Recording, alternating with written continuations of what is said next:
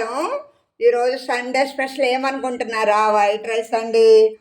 3 in 1 చారు చేశానండి. పెసరపప్పు, కందిపప్పు, శనగపప్పుతోటి చూసారా, ములక్కాడలు, నీరుల్లి, టమాటాతో, క్యారెట్తో చక్కగా పప్పు చారు తయారు చేశానండి. దానిలోకి ఆమ్లెట్ అండి. పిల్లలు ఉత్తి చారు పెడితే తినరు కదా అండి, ఆవకాయ పచ్చడి తీసాను. దానిలోకి పేరుని నెయ్యండి. మినప వడియాలంటే నాకు చాలా ఇష్టం అండి. ఇవి పుదీనా వడియాలండి, నేను తయారు చేశానండి. ఈ ద్వారకా వాళ్ళ నానమ్మ, అమ్మ, పిన్ని కలిపి తయారు చేశారండి. 2 రకాలుగా వస్తాయండి వడియాలు. 2 రకాలు వేయించి పెట్టాను. కమ్మనైన కొండ పెరగండి. చూసారా ఫ్లేవర్ ఇప్పుడు చక్కగా రేకులు విచ్చుకుంది కదా అండి. అరటిపళ్ళు.